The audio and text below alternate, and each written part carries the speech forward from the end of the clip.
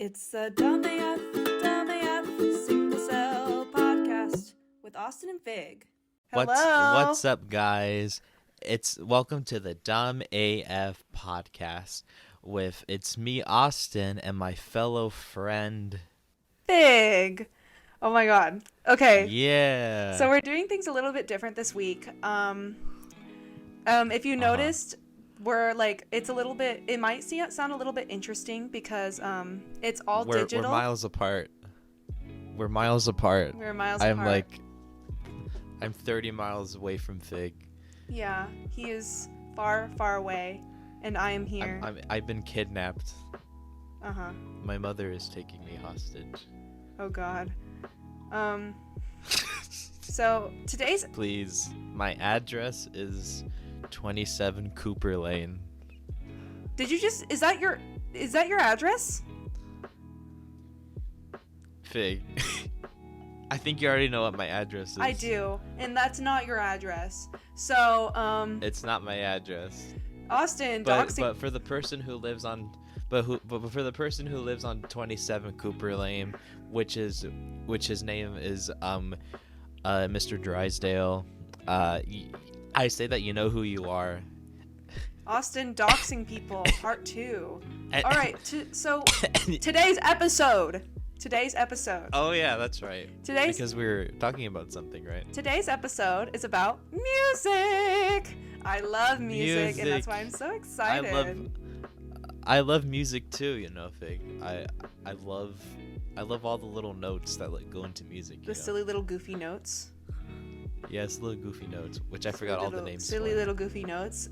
We have some basic stuff we're going to talk about today and come back to. Yeah. First we're going to start with what is music? The Beatles. We're going to go to how does music impact our everyday lives? The music industry. Paul McCartney. John Lennon. Yep, music industry complications. George Harrison. Music genres and then development of music genres. Ringo Starr. So, that's what we're going to go over today. The Rolling Stones. So, I'm really excited. Are you excited? Mike Jagger of the Rolling Stones. Okay. Oh yeah, I'm excited too. You're excited? Okay, let's slay. Yeah, you see the big grin on my face. I can see the big grin on his face over FaceTime right now. Yes, you can see in detail all of the little teeth. Little goofy grin. Right here. Yeah, all right, Austin is touching his teeth. All right. Part 1. What is music? What is music? So music. What is music means to you, Fig? Do you want me to go over a basic definition? Yeah. Well, we'll say like what our own interpretations of what music is. I mean, from both of our perspectives. Yeah, that makes sense. Well, music to me and myself is something that, of course, it makes noise, duh.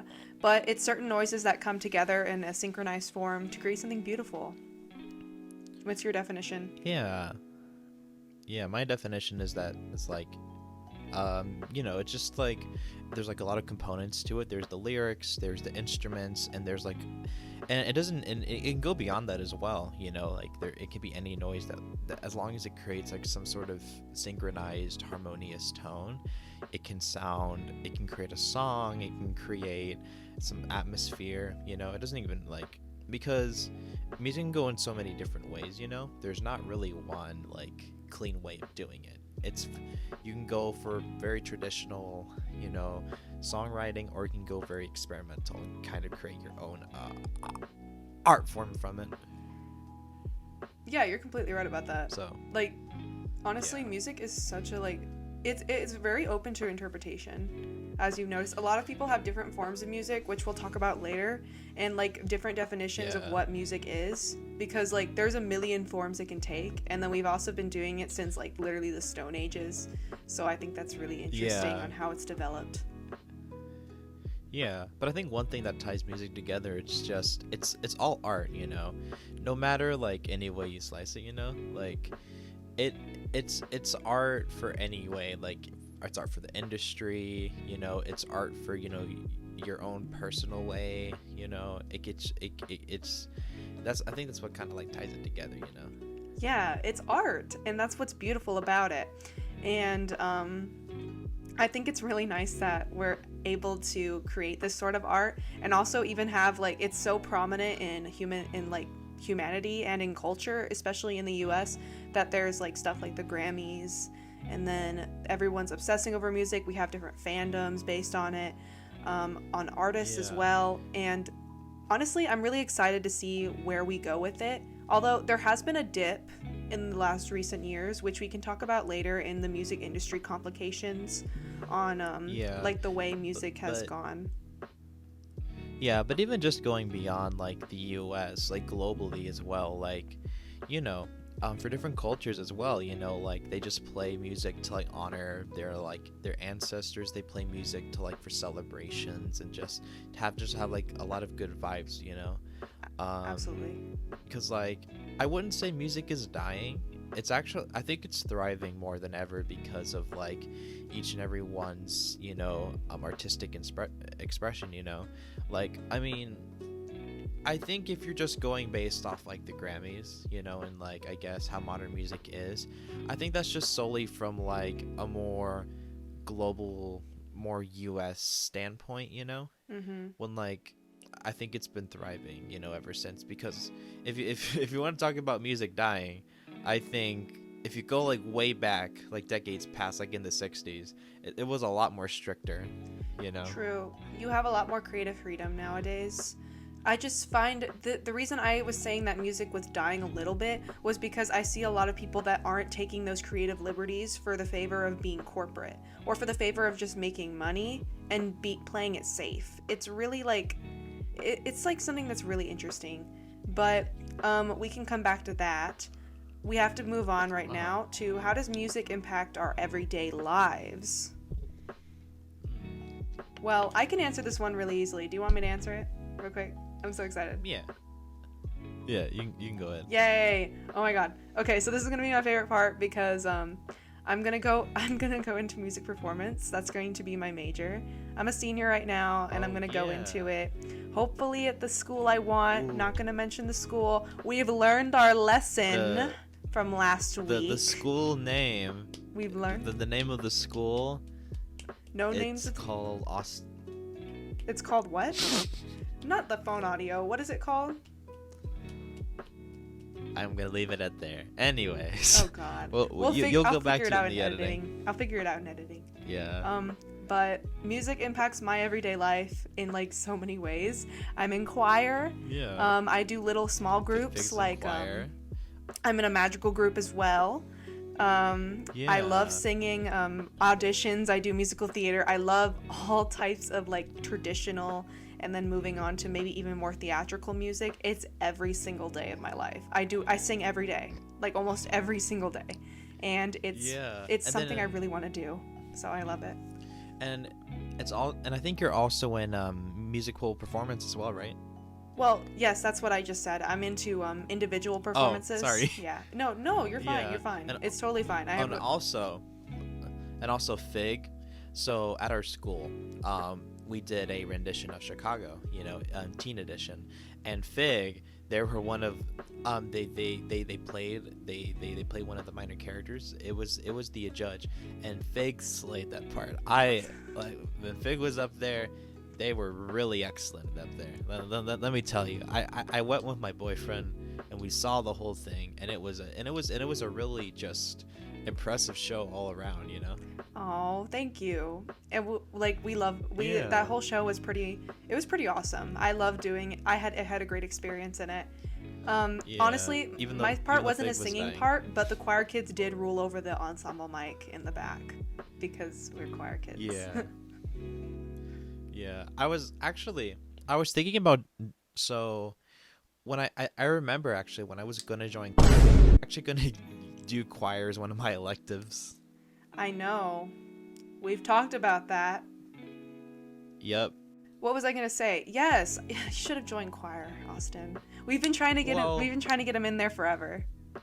Yeah, but it's too late. Cause like the thing because I do want music to be like, you know, not necessarily career, but like but because my main goal is to be like, you know, to be in arts and animation. Though I do want to do music as well, because for a while I've here and there I've been on and off about writing some songs, and like even been wanting to make like an album at some point, you know. Mm-hmm. It's just that, and I have a guitar, and I'm trying to learn it, because like I do want to like at least have a musical instrument to, you know, learn and try to like, you know, figure out like how to compose songs, you know. Yeah, and we have plenty of events at our schools that like promote music as well as other forms of entertainment. I think it's really cool that like in our everyday lives, music is very prevalent. Music is everywhere. It is. And it's appreciated. And that's something that I love, especially since music is often more than not kind of put to oh, I'm so sorry if y'all heard that. That's my house settling. There's a crack in our roof now. Next. Oh. Yeah. I didn't hear that. Oh, I'm pretty sure the mic might have heard it because it's like this giant. It's making its own music, guys. The music of cracks in our ceiling. Yeah, you know that can be music. You know, just cracks in the ceiling. Yeah, literally. Which actually, speaking of that, Vic. Okay, so I want to talk about. Do you want to talk about musical artists that like are like really inspiring to us? Yeah, let's move on to the music industry then, and we can talk about music artists. Music artists. Okay, so I wanna do this one. So the Beach Boys. The Beach Boys. Here we are. This is Austin's favorite. The Beach Boys and slash the Beatles slash. So okay, so for those of you who don't know my musical taste, I like all forms of music. You know, I was much more of like I started off as like liking a lot more like, you know, classic rock with like, you know, the Beatles. And then later on I discovered the music of the Beach Boys. But then like trickling down later, you know, I've got into, you know, I've seen a lot more other musical artists like Tyler the Creator, and more recently Steve Lacy, and also just Paul McCartney as like a solo artist. And yeah, it's just been like a really fun, you know, like learning from all these different styles, because the one thing is that like I know that I realize as well as that you can't like stay with like one artist, you know, and just listen to them all the time. It's great, but you gotta branch out, you know. Yes. Yeah, and as a result, I've been into like a lot of these different genres and a lot of these like different sounds. It just sounds so cool, and I do at one point want to make like a song that like accompanies like elements from all of those different inspirations that I really like, and just like make them into one thing. I don't know if it's gonna sound good, but it'll be an interesting experiment. No, I think we should include that part. We should include my mom yelling at me. Yes, we should include your mom yelling at you. It's okay, she just wanted me to bring in the groceries. Oh my god, and the house is settling again, and now my dog's in my room. Guys, life is crazy. Yay. Life is like a highway, and we're gonna ride it all night long. Hey, that's a song! Music! Hey, we finally referenced the song in this episode. Yay, life is a highway, and we're gonna ride it all night long. Music. Yeah. Musical interests are really cool. I mean, you can guess what my music taste is. Oh god. No. You can. Mitski. Stop settling. Oh, my house is settling. Mitski. Okay. Minsky. I need to listen to Minsky, because like literally like about like 3 people in like our animation course like talk about Minsky. I have no idea what they're talking about. You need to listen. It's so good. Dude, I wish I could see her on tour. I'm obsessed with her. I have her poster in my room. You know what? I want to watch Paul McCartney on tour. Paul McCartney's old. Yeah, but like he's still touring. Like Paul McCartney did like a tour last year, and even 2019 when he was promoting his new album. Oh, well, then yeah, we can go see him together. I didn't know he was still touring. Yeah, because Paul McCartney made an album in 2019, and then after that he toured again. What a slay McCartney. Yeah, Slay McCartney. But anyway, so Minsky. So I haven't listened to a Minsky album yet, but like, how would you describe her sound? Her earlier music is a lot more edgy. So, like, I can't remember names of albums very well, like any albums. All I know, like her first album, I remember it was like a picture, like the ones that where it looks like wilderness in the pictures. I love those albums. Her songs like A Burning Hill. What else? Oh my gosh. There's Drunk Walk Home, which is in a complete other album. Ooh. They're the classics like Washing Machine Heart, and then there's oh my gosh, what is it called? I need to go to my Spotify now, guys. We're going to go on a Mitsuki journey. Go to your Spotify, Fig. But actually, another thing is that me and Fig have different ways of listening to music. So me personally, I use vinyl records to listen to my albums. Yeah, and because like personally, I love vinyls a lot more. They're very hella expensive if you want to like find like artists like nowadays. Like if you want to like, I mean, they range from $20 to $30. Like there's Taylor Swift's Red, which I found at Target. I didn't buy it, but like that was around $34. Then there's Harry's House, which is I think around $24 as well. What a slide. But like I mean, yeah, but I mean like vinyls are really expensive, so like honestly I think it's like a good deal anyways. Yeah. And if you want to find better prices, go to like your local, for me it's called CD Exchange, and they sell CDs as well as vinyls there, and so you can find some like good like discounts on some vinyls that people are selling. That's Austin's vinyl plug. Yep. I love vinyls so much. I found Mitsuki's albums names. Okay, so the one that I was talking about earlier is called Puberty 2. It has songs like the ones I downloaded are Happy, I Bet on Losing Dogs. We're not going to talk about how much I listen to that. Thursday Girl, Crack Baby. No. I think we should. A Burning Hill, Bury Me at Makeout Creek, First Love Late Spring. Y'all can all relate to Francis Forever and Last Words of a Shooting Star, Jobless Monday, Drunk Walk Home. We're not even, it's so much. I have so many Mitsuki songs downloaded. Be the Cowboy. I have A Pearl. I have Fine Line by Harry Styles. This is Mitsuki's time. Don't show me Harry Styles. A Pearl. Why? A Pearl. Me and My Husband. Nobody. Washing Machine Heart and Two Slow Dancers. And then her final. How about the album San Antonio Jazz? We love. Is this us just yelling at each other about the albums we like? Yep. I mean, I just listened to this. It came from my grandma's collection, and it's like old, like from like the 70s, I think. Yeah, mine are 70s. Mine are more new, I guess. It's like more like indie type stuff, and then yours is like old indie, I think. Yeah, which I mean, I do like some like indie, like newer indie artists as well. Like for example, Jack Stallberg, who I absolutely adore. I really want to get one of his albums like on vinyl, because he does have a store, and at one point he was selling like Pop Food as well as Hilo, you know, on vinyl, but like they just sold out, and I keep checking his store to see if he's going to be selling them again, but so far he hasn't reissued the vinyls. Honestly, yeah.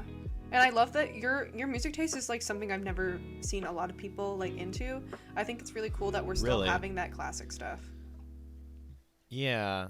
And like I don't want to like stay with, I mean like I do like the classics, they're good for inspiration, but like I do want to, you know, experience newer artists. And like I think the thing is that like I'm not really into much of like angsty music, you know. That's valid. Yeah, I mean you're personally that's yeah. I could argue that I'm sorry, I could argue that your music is angsty, but in a completely different way. Really? Like how? Like the song, we're gonna talk about it now. The song Revolution 9. Some of the songs he plays, like Jack Stauber, Revolution 9, like those artists are actually more angsty than you more angsty than you think. But it's like in a weird way that makes people uncomfortable, but you don't know why. Yeah, and the thing is like, okay, I need to clear the air about my relationship with Revolution 9. Okay, this is RWR relationship with Revolution 9. So it's okay, so when I, you know, discovered the Beatles, right? And I discovered Revolution 9 on like the track, you know, because I heard it was infamous for being one of the worst, most confusing Beatles tracks, and so I listened to it. I believe first on YouTube, and then I got the White Album for my birthday, and I played it on vinyl. And the thing is with vinyl, right? Mm-hmm. You can't really skip the tracks. Like, there is a way, like, but the thing is, like, you just kind of have to move like the needle where like the seam is, you know, where it transitions to the next track. But that's like kind of hard, like, to angle and stuff. So you have to like listen to the whole way through. Good thing about Revolution 9, it's like it's basically like the second to last song on the album. So like it doesn't like interfere with the flow too much. Mm-hmm. But like I listened to it anyway, and I don't know if I like it because it's so funny to me, or if I like it if because like if I actually do like it. I honestly don't know. Like, the song is a complete like enigma to me because I don't know if I like it or not. Yeah. Yeah, but like it's become a big, you know, part of me. Well, not like a big part. It's just like a joke, you know. In a joke way, and joke music is good. Joke music is good. It's that's a whole thing in itself. Yeah, like I knew it wasn't made as a joke because John Lennon was, you know, probably high and he wanted to make a sound of a revolution. That's not. Yeah. I've listened to it. It makes me it makes it sense. It gives me sensory overload. I can't listen to it myself. Yeah. But like that was like the first thing he ever played for me when we met, and so I was like, who is this man? What is he doing to me? I'm so scared of this man. I can't believe you still stuck around with me, Fig, after that. I did, because you seemed cool. Like I was like okay, I'm going to just pretend that didn't happen and continue talking to you. Also, speaking of that's actually my first ever conversation with my boyfriend as well. It is like your first ever conversation with everyone. Yeah, when I first met them. Yeah. I mean, with you, at least like I talked to you in person because we had like we were sitting in the same like similar seats, you know. But thing is with Russ, right? Which, by the way, you don't have to censor his name because I asked him and he said it's fine. Oh, well, wonderful. That's a wonderful thing. Yeah. So his boyfriend is Russ. You don't have to censor it. Russ. Yes, you don't have to censor Russ. That's an R, U, and double S. He's probably like, what the hell? Like, stop it. This is too much. No. No. As much as I. But Yeah. Yeah. Cause like, at least with you, I talked to you in person. But like with Russ, like, my other friend, well, you know, I was really good friends with this one person in our club, and we're still really good friends to this day. Their name's and hey, you know, I want you to meet my friend Russ. He might like you as like a friend, you know. And since it was my thing to send new people that I met Revolution 9, the first thing I texted Russ was Revolution 9. So, moral of the story is music gets you bitches. Exactly. And you just gotta, don't be ashamed of your music taste. Just send the person you really love a piece of music you really love, and if they don't love it, you'll just get down. If they don't love it, they're not for you. They're not for you, you know. Russ has stuck with me the whole way through my questionable music tastes. Literally. Okay. We could talk a little bit about let's talk about some music industry complications. So, okay. What parts of the music industry there is some interesting things going on right now. I could start off with, of course, like, this is what my dad talks about all the time. My father. Shout out to Father. He's probably listening to this right now. Hello, Father. Figure Feast Father. Father. So he talks a lot about how the music industry, some of it is dying because of the lack of like, there's like a certain lack of like talent that's going into it now because everybody's making the same thing over and over again. Like modern rap music, a lot of it is very corporate based. Like it's like rinse and repeat because a lot of people are afraid to take risks There are some that shine Yeah. through, and the ones that shine through, like Tyler the Creator. Tyler the Creator's a great Creator. example of somebody that's I love Tyler so yeah, much. Tyler's such a slay. He's a great example Which, of by how the to get way- past that stigma with rap music, and then other genres of music as well, like indie rock. Now that's becoming corporate, and that's really getting weird. But like, there's so pop is getting corporate, and I love it when people break the mold because these complications suck because it's just so fake. Yeah, and like, it's always been a trend with the music industry to be like this. For example, with the Beach Boys, this is the story of like one of their main leads, Brian Wilson. You might know this story or not, but like, so, you know, the Beach Boys, you know, for the first 9 of their albums, you know, it was just, you know, beachy fun songs, you know, nothing really wrong with it, you know, but like but obviously like the music landscape was changing a bit with like the introduction of psychedelic rock, and the Beatles released, you know, Rubber Soul at the time. And what's interesting about Rubber Soul is the fact that it introduced the concept of like a full-fledged album where like all of the songs, they come together for this like whole listening experience. Like the songs aren't just randomly picked and choose, you know, they like create this cohesive experience you can listen to, and it was really revolutionary. It wasn't as refined yet, but like Brian Wilson was like, hey, we need to do the same thing, and Brian Wilson created Pet Sounds. Now at the time, Pet Sounds was a commercial like flop, you know, like it was critically like well received, like enough, but like at the time, like it just didn't make enough money because of how different it sounded. Like it wasn't the same like popular music that was happening at the time. However, nowadays, and even like later, and even like a decade or two later, it's hailed as one of the best albums of all time.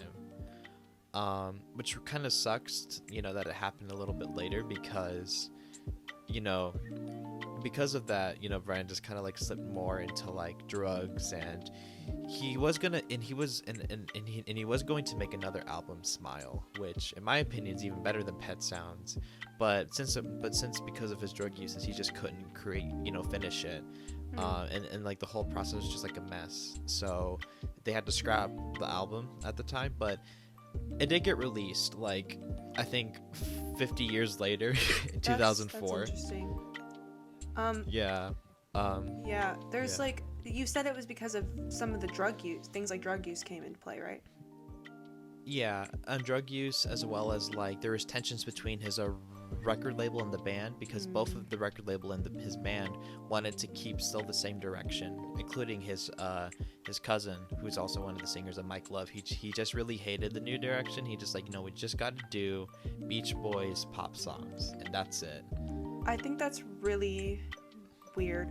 Like, well, here's that leads back to a very common complication in the industry, and that is what the mentally draining path that artists go down. I noticed that there's a lot of artists that always end up on drugs, and then usually dead, like by a very young age, and it's like an epidemic for those people. I think it's really sad because it's an example of how like cutthroat that industry is. Music industry is super cutthroat, and it leads people down the wrong path. Like I noticed that it drives celebrities crazy. A lot of them always have some sort of mental breakdown at some point in their career, or they end up dead. They always end up dead, or they end up in a really bad place. Like a good example is Whitney Houston. Whitney Houston had such a wonderful career, but dang, her ending was so bad. And it's like just a common example of the endings in the music industry. Like, she passed away from a drug overdose, and it's so sad because like she, at least unlike other celebrities, she owned it, right? She went on television and all that. She was like, this is not anybody's fault but my own. But at the same time, it's like that industry, it's so easy to get caught up in like drugs and all this like really crazy stuff because of the pressure that they're put under. And then also it's like offered to them. They have so much access. They have so much access to an easy fix. I don't think Whitney should be blaming herself for like doing it at the time, because like you said, it was everyone was forcing her, and there was so much pressure from the industry, her fans, and like just her, and even probably her friends as well. Like Nobody was forcing her though. It was a genuine yeah, problem that she had, and people were trying to lead her away from that. The music industry is at fault to some degree because of the amount of like how toxic it is and how it often leads celebrities to drugs. But yeah, she said it herself, and she wants us. I think she wants us to remember it that way. Is that she herself has fault for her own actions because she took the drugs. She's the one that chose to do it. And that's often the case for everybody else here. Like everybody else that's done that. It's just sad to see that a lot of people end up going down that path. Yeah, and like even more recently with the band One Direction as well, which I don't know, I don't think they did take drugs. They might have, I'm not sure, but like what I've heard, at least with them, is that they had a very stressful time with the music career, because like they were literally just kids, you know. I know, they're babies. They were just they were just like 17 or 16, and then like they were just forced to make a bunch of songs and like albums at that young of an age. Yeah, it's just crazy. And that leads to another complication as well. Like beyond drugs, there's also a complication that has to deal with fans and stalkerish behavior and issues with like for instance boy bands, popular artists that are like that contract a whole lot of female fans and all that stuff, like usually young girls. A lot of it is really weird and corporate, like that. Like it's like really strange to me how a lot of people that are in like boy bands or girl bands or like celebrities that are made for teenagers, they end up getting harassed. They end up facing a lot of problems, and also the industry itself forces them to put on like some sort of mask just to appeal to these young people. I think it's really weird. I think another very more prominent example is like bands like BTS, because like literally I don't know if they were forced to do plastic surgery on themselves, like to make them look like more appealing by like their company or whatever, but like like I don't know like the lives of the people involved. Personally, I don't listen to BTS, but like from what I've heard, it sounds horrible, like to keep putting on this like show poppy mask for everyone. Yeah, they put on like a mask, and I noticed that it's a lot of things that young people don't realize when they're looking into this music and being obsessed with this music is that it is fake. A lot of their actions and the way they talk to you and them saying they love their fans, it is a parasocial relationship. It is not real. Like if they don't remember that it's a parasocial relationship, then they go insane. And a lot of crazy things start happening, like mailing things to their house, stalking them, issues with like security issues that affect the celebrity. And it just it's so sad to see it happen. Like it's probably happened to every single celebrity in the music industry, having people stalk them, paparazzi harass them, media like going crazy. You have to realize that they are also people, and they don't know you. You are a complete stranger to them. You don't know them. Exactly. Just because they're famous doesn't mean you're like, it doesn't give you the right. Yeah, and like that's why I don't listen to BTS or like get into the fandom of it. Like I'm sure they make good songs, but like and it's not because of them, it's just because of the situation they're forced to be in. Like I can't stand knowing that like they're being forced to like put on like this act for everyone, Yeah. And like and they're forced to be like that. It's just it's too corporate, and I can't really get into that. I mean, it's the same with I'm sure it's the same with like everyone, but like I think their situation's a bit worse because since they have a worldwide appeal, I don't think they can break in. I don't think they can ever break out of that until like something major happens, It's like I know a lot of BTS fans that are actually really nice, really wonderful people, and they're normal people. Like I'm friends with a lot of people that are into BTS, and they're normal.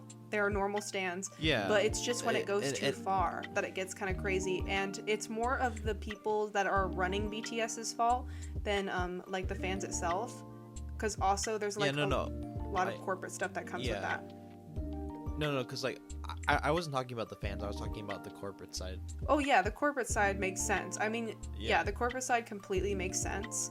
Because like I can't get into BTS myself either because it just sounds like it's all auto-tuned, and it doesn't really appeal to me for songs to just be about like very surface level stuff, and it's like corporate playing it safe because they don't want to make songs about anything serious. I mean, that's going to cause controversy, and then they're not going to like. It's not really art if you don't take a risk. I mean, that's a kind of a controversial opinion, but it's not art if you don't want to say what you really feel. If you're just making something that's surface level and just to appeal to audiences, like as a company, I don't think that's like genuine art. There's no like, it's just, it's a very vast issue, and it's become a major problem in the industry. It's just surface level crap, and I hate it. Right. And I think the whole thing about like, you know, taking risk of art and stuff, I think, for example, as well, one of the most popular, like the Beatles, you know, the reason why they're so popular was because they took risks, you know, and because a lot of their stuff was very unconventional for the time, you know, like, I mean, at first, you know, they started off like doing rock and roll music and implemented like newer sounds, but I think when it got to like the album of Rubber Soul, because like much like BTS and like One Direction, they also had a bunch of crazy fans, you know, they kept running around everywhere, and they kind of like leaned into that persona, you know, but like I'm sure they were getting annoyed at it as well, and so they made the album Rubber Soul, which was very revolutionary, and it kind of struck the balance between like doing something really innovative as well as like still, you know, having that fan base, you know, back them up. And then as the albums go along, it became much more experimental and very trippy, you know, with all these songs.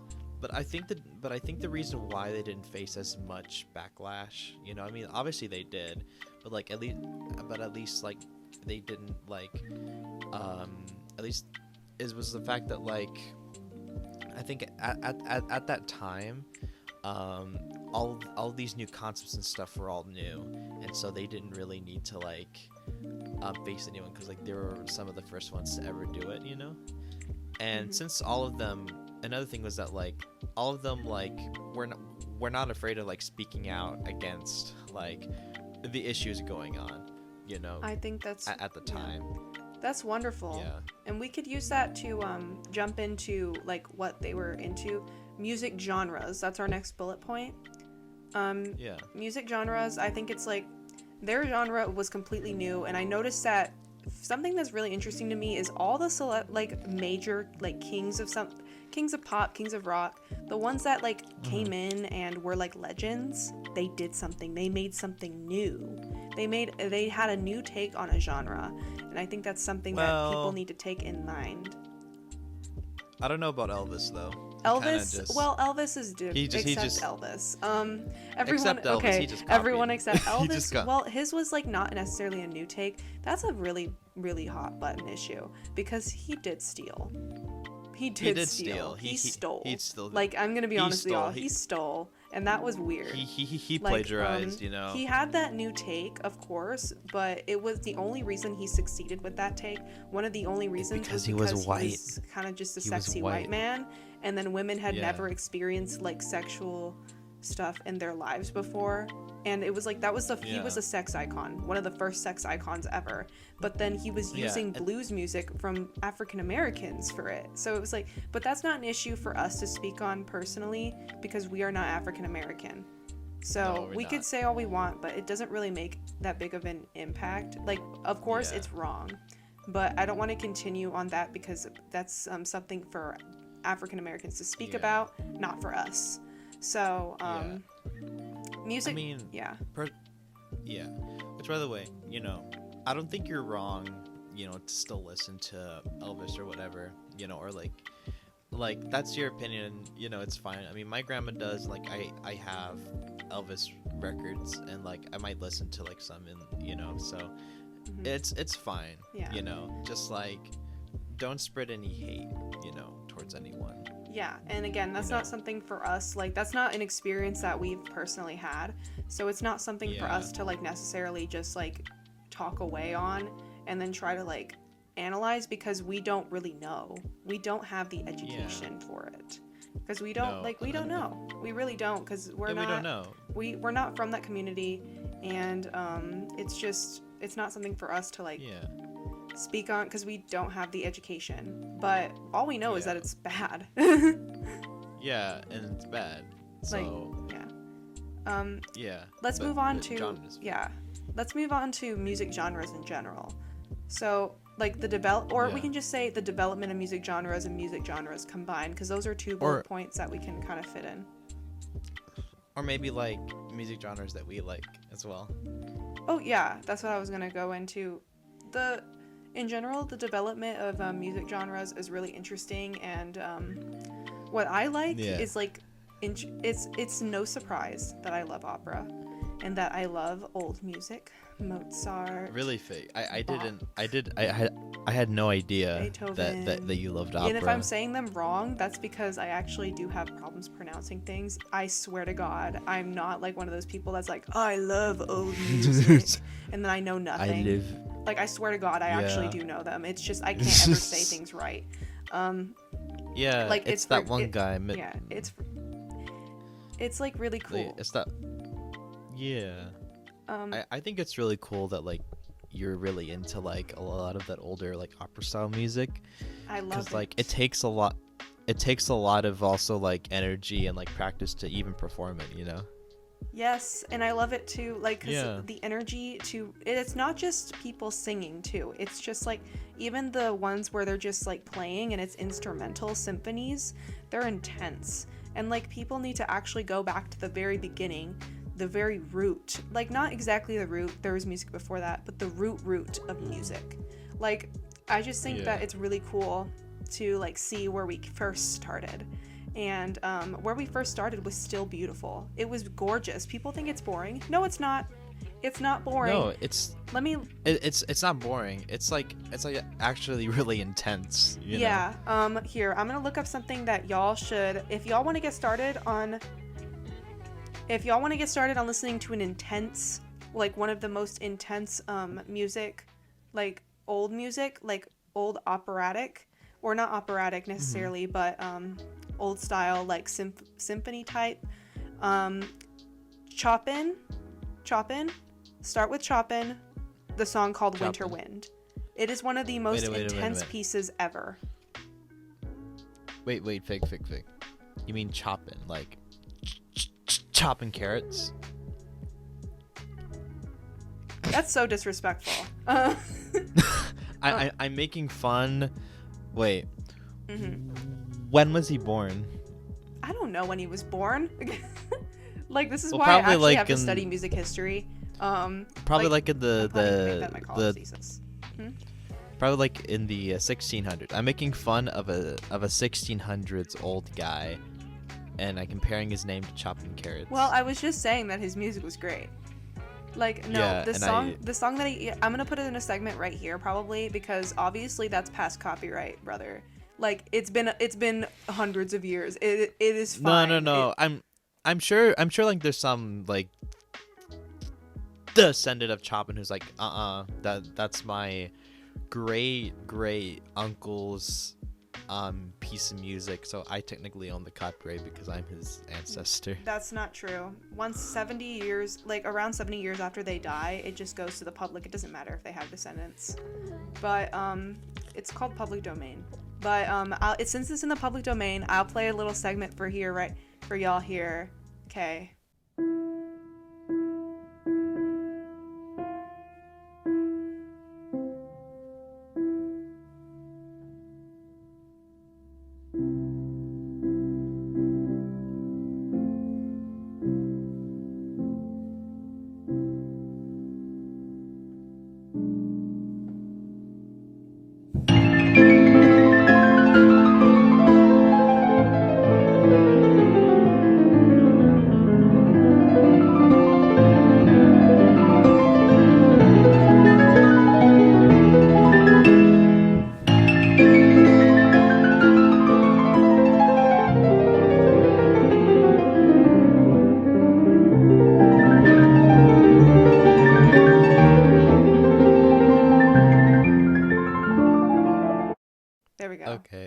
Okay, we're back. Segment's over.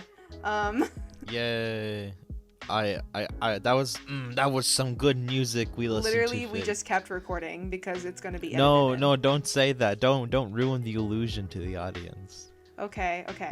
I won't ruin the illusion. But yet again, where we came from, the very beginning is so important when it comes to music. We started with and sticks and it stones. shouldn't ever be like doubted, honestly. And it's developed so much. It went from classic. Things started getting a little bit more interesting in the 50s. They started using some interesting, like, it became more of like, it became more old style, but in like a kind of swingy type dancey way. Like people started dancing like for more fun and less for like balls and stuff. 60s and 70s were trippy as hell. 80s, that's when things started getting really weird with disco. It's just, I love the development, and I think it's really cool that, like, I think it's really cool how far we've come. Yeah, also another thing about, like, disco for a second, it's like, I think it's kind of underrated, because I think at the time, you know, like, once disco, like, faded out, everyone started really hating it, you know? Mm-hmm. But, like, but there are ways to, like, make disco sound really great, you know? Kind of like having the disco, because, like, one of the best songs made by a band, for example, Daft Punk, you know, they made the song I think Touch, and that has some like kind of like a disco elements as well in it, and it sounds amazing, you know. Mm-hmm. and I think it's always good, you know, to look back at those, like, you know, it's different styles. Like, you can create like an orchestra with like a little bit of that disco flair, while also having someone play like guitar and probably play like the banjo as well, you know, to like some song, you know. Mm-hmm. And I think things like disco with the swing, like when dance started, I think it's really underrated. But dance actually, it didn't start with disco. Like no, it didn't. The really fun stuff started, like, this is what my grandma told me. She said that when we were young, the rebellious thing that teenagers used to do was, like, back in the 60s, was go to sock hops, and that's where it all started. Like with the more fun type dance. Do you know what a sock hop is? No. Let me teach you. My grandma like talked about this endlessly, but shout out to my grandma, I love her.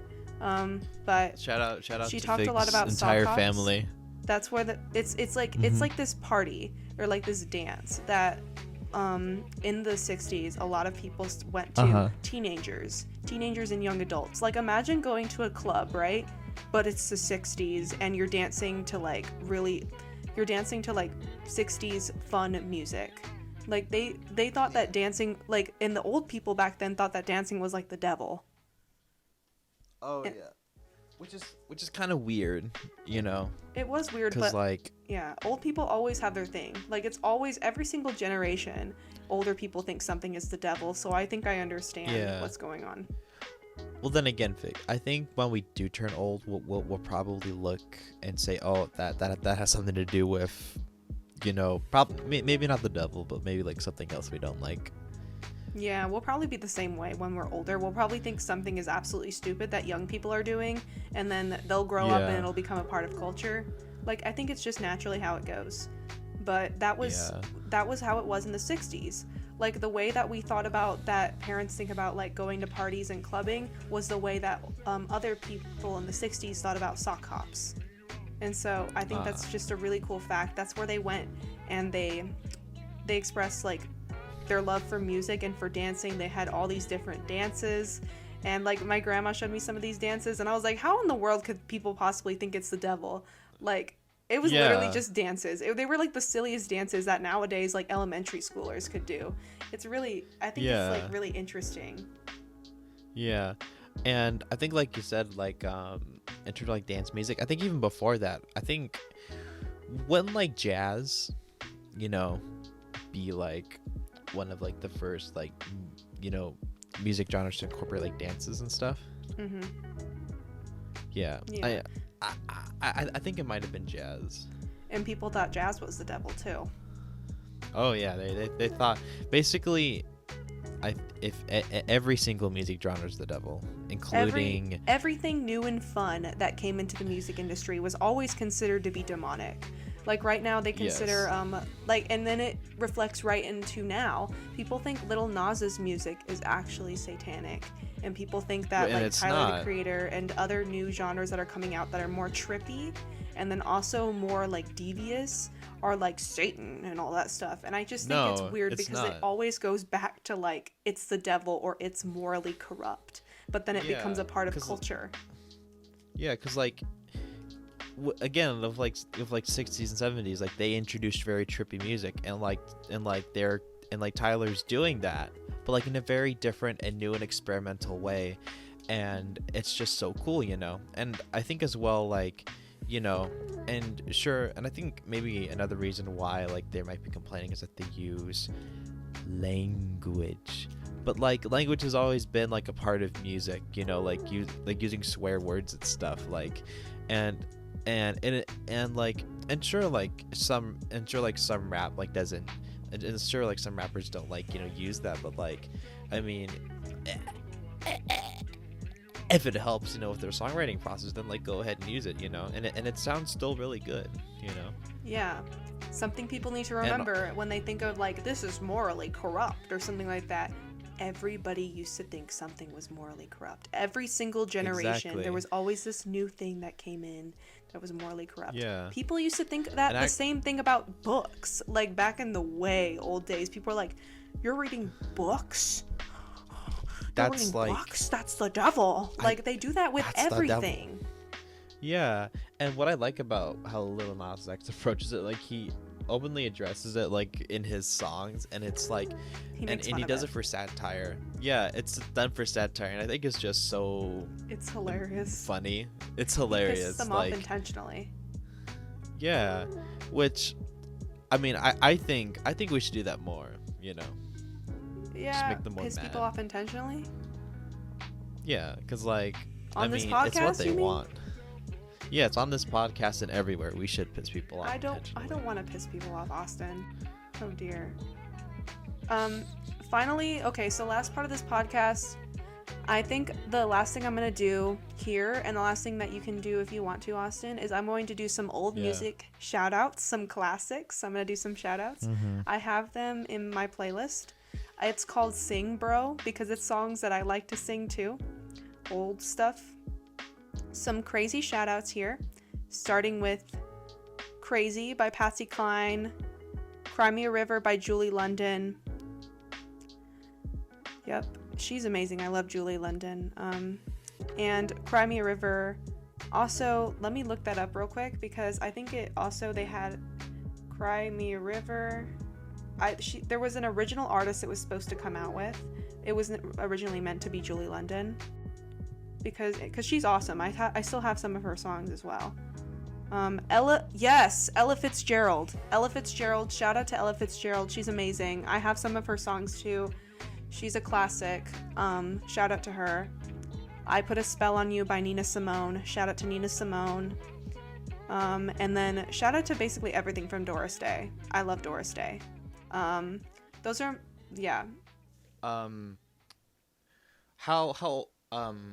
when was Doris Day born? I have no idea. She's old. No. Okay, because I think she was referenced in a Beatles song. Well, that makes sense because Doris Day is about as old as the Beatles. Yeah. Is she like 80? Probably. Yeah. What are your shout-outs? Shout-outs. Okay, so these artists are gonna be old, so like I don't think you can like go to the tours with them, but yeah, it's supposed to be old shout-outs, classics. Yeah. Paul McCartney. Now I know, like, you know, he obviously like he was with the Beatles, but he had a really amazing solo career. He has made like a lot of great songs, a lot of experimental songs as well. And Paul McCartney, like I think he's made like 30 albums like after he left the Beatles. Mm-hmm. And his most recent one was in 2019 with Paul McCartney 3. So like albums from Paul McCartney I would recommend are Ram. That's one of his best. There's also a Band on the Run. McCartney 1, 2, and 3. It's like an album trilogy. And then also I would recommend also his live album Wings Over America, which it's a bunch of like live live performance of a bunch of songs, and in my opinion those live performances are a lot better. What was I gonna say? One more final shout out for like both of us in general of who started it, the blues. Like the blues. Original black music genres, the ones Elvis stole from. Huge shout out to that. They were amazing. They were amazing, and they are the classics. They are the ones that started everything in terms of like 50s gold, or not even. Do you know the blues? Do you know the blues, Fig? Yes, I know the blues, and they're amazing. All right, okay, so that's it for today's episode. Thank you so much for tuning in. Thank you. And I'm really happy that y'all are still watching us. Thank you so much, everybody. Austin, you got any final words? Final words. Make sure to eat your green vegetables. Yep. And eat your green vegetables while listening to the blues and Paul McCartney of the Beatles. Yeah, I can hardly hear him now because his headphones are dying, but we're living with it. Yeah, we're living with the times, Fig. We are rolling with them. We are rolling with it. All right, thank you guys so much for watching. Please not watching, I'm sorry. Listening. Thank you so much for listening. My mom told me about that. Well, technically they are watching it on YouTube. Like they are watching like the main profile thing. True. That we're putting. Yep. So technically they're both watching and listening. Our next episode is going to be a very interesting topic. It's going to be neurodivergency. Ooh, neurodivergency. Ooh, we're gonna go into a ramble. All right. Bye, guys. Thank you so much for watching, and please tune in. Thank you. Yes, please. We need the money. We don't make money. We don't want to go broke. Please, I'm begging you. I need the schmeckles. I need the schmeckles out of all of you. I will squeeze the schmeckles out of Single Cell Podcast with Austin and Fig.